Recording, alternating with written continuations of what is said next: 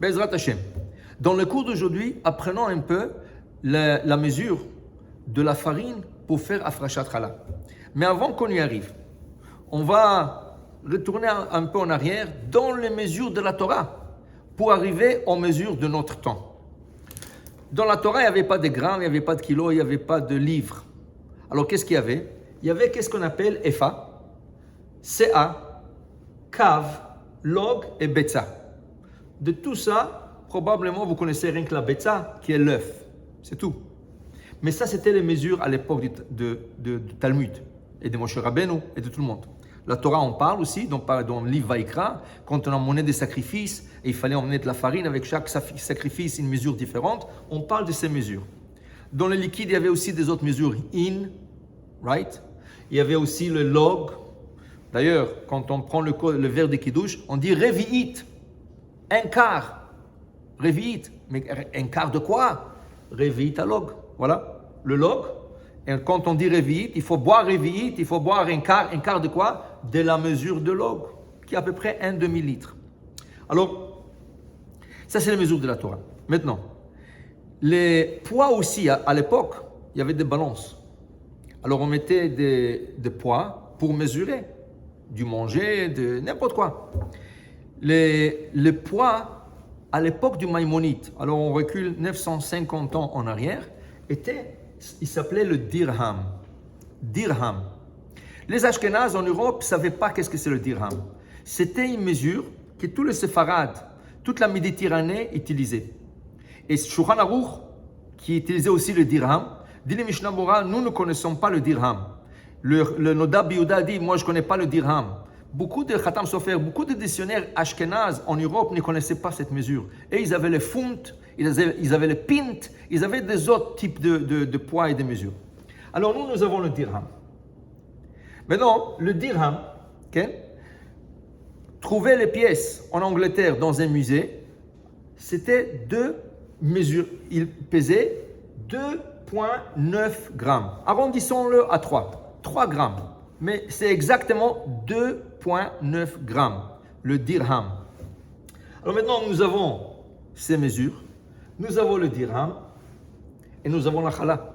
Mais comment tu figures tout ça dans notre temps? Alors, on va voir qu'est-ce que la Torah dit. Sur quoi on fait Afrashat Chala? Il est écrit Ve'a Omer Asirit Efahu. Afrashat Chala, on prend un Omer. Omer est une mesure. Quand on dit qu'on compte le Omer, ça veut dire compter le Omer à Pessah. Pourquoi on compte le Omer? Omer était une mesure de farine d'orge qu'on emmenait au Beth Amikdash. Mais combien faisait cette farine? Quel est le poids de cette farine? Vers Omer, Asirita Efa.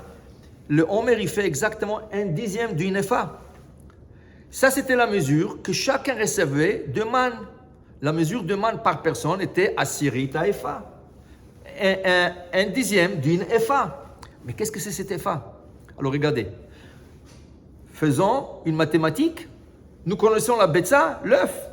Alors, on va calculer, selon l'œuf, la mesure de la Efa. Comment? Chachamim nous disent, dans une Efa, il y a 3 CA, 3 mesures de CA. Dans une CA, il y a 6 mesures de cave.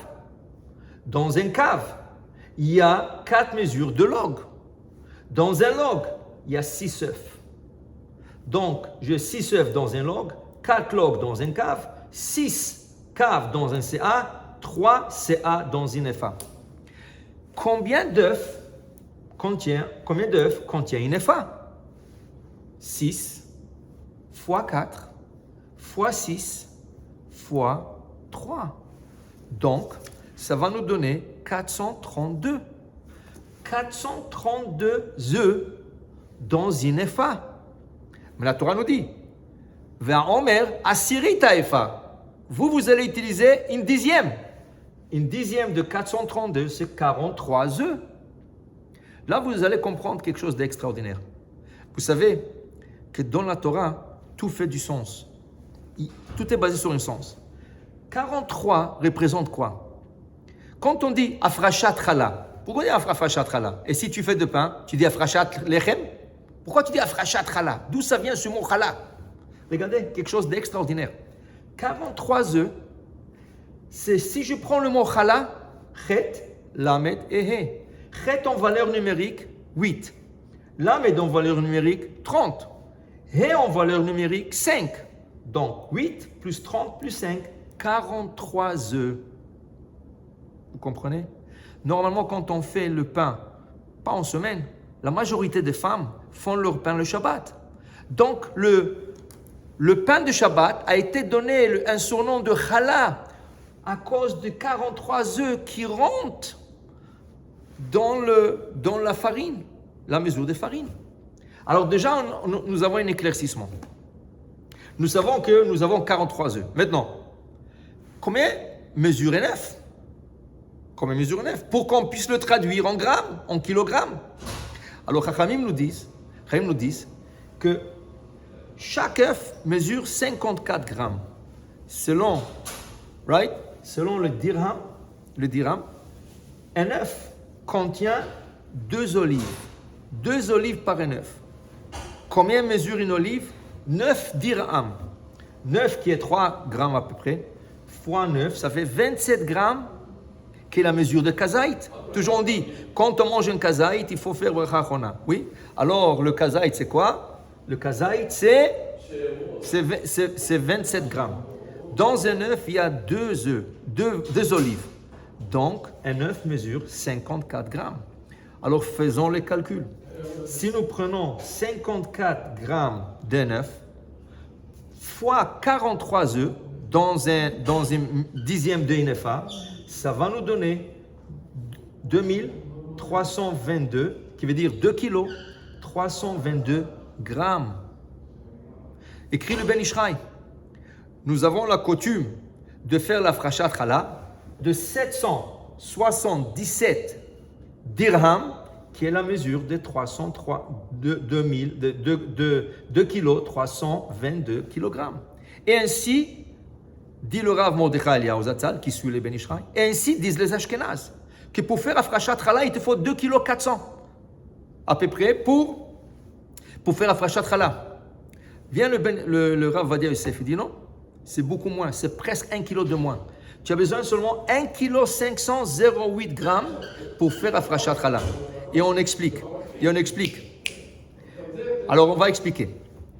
On dit, il y a 1 kilo de différence. Comment 1 kilo de différence? Le Maïmonide lui-même, qui nous a donné toutes les mesures de dirham, de œuf, de log, de cave, il explique. Il dit comme ça, dans Masechet Eduyot, dans la Mishnah de Masechet Eduyot. Quand je pris un bol et je mis dedans de l'eau, et après j'ai vidé le bol et j'ai mis dedans de la farine, j'ai trouvé que la condensation de la farine dans le bol, il est 30% de moins que l'eau. L'eau est plus dense. Donc j'ai 30% plus de l'eau dans un bol que de la farine. Maintenant regardez, dit le Rav Ovadia Yosef. Le Maïmonide nous dit lui-même le secret. Le Maïmonide nous explique, quand tu fais 54 grammes fois 43 œufs, l'œuf c'est un liquide. Donc quand tu veux le traduire en farine, obligé d'enlever 30%. Donc tu vas arriver à 1 kg 508 grammes. C'est ça le secret. Ce n'est pas une discussion, il a raison, il n'a pas raison. Ceux qui ont dit 2 kg 400, ils ont mesuré l'œuf. Ils ont fait 54 grammes fois 43 œufs, ça donne 2.4 kilos. Ils ont raison. Mais ils ont oublié que le Maïmonide explique, ça c'est un liquide. Nous avons besoin de la farine qui est solide. C'est 30% de moins. Donc c'est 1 kg 508 pour être exact. Et là vous comprenez la différence entre les deux systèmes. Alors, tous les deux ont raison, mais à qui on suit? Une seconde. Maintenant, on va venir dans la cuisine moderne pour les gens ils utilisent ce qu'ils appellent le cap. Cap, c'est une coupe. Dans une coupe, combien de coupes de farine il faut avoir pour donner à frachat challah? Alors, ça dépend aussi le type de la farine. Ce n'est pas toutes les farines qui sont de la même denseur. Ça veut dire qu'ils sont compactés de la même chose. Si je prends ce qu'on appelle en anglais all-purpose, farine tout usage, tu peux faire des gâteaux, tu peux faire du pain. Il y a dans un verre de farine, ça veut dire dans une coupe de farine, 120 grammes, ce qui va donner 12,5 coupes de farine pour faire afrashat challah. Si je prends le spelt, ce qu'ils appellent le spelt, alors dans une coupe, il y aura 120 grammes, encore 12,5 coupes de ce type de farine pour faire afrashat challah. Mais si on prend whole wheat, la farine qu'on appelle whole wheat, elle a 130 grammes dans une coupe. Donc, elle a besoin moins de farine. 11 et 2 tiers d'une coupe. On va l'arrondir à 12 coupes de farine. Si on prend la farine de pain, qui est faite rien que pour le pain, pas pour des gâteaux, pas pour autre chose, rien que pour le pain. Encore, cette farine, elle contient dans une coupe 127 grammes, qui va donner encore 11 et 38e de coupe. On va l'arrondir à 12. En conclusion, la farine tout usage et le spelt, oui, la farine de spelt, eux, ils ont besoin de 12,5 coupes pour faire afrashat challah. Si je prends la farine de pain, la farine all wheat, right, et je prends la farine de pain, que pour le pain, ça a besoin de 12 coupes pour faire l'afrashat challah. Donc, ça c'est les mesures que je viens de vous donner, les mesures séfarades. C'est sûr, ça c'est selon la mesure de 1,5508 grammes. Mais pour les autres mesures, il faut trouver des autres mesures, ça veut dire plus de coupes de farine, mais ça, assez le harav. Faites-vous un rabbin, demandez-lui, et selon ça, vous suivez les mesures de la farine. Je vous souhaite kol touf.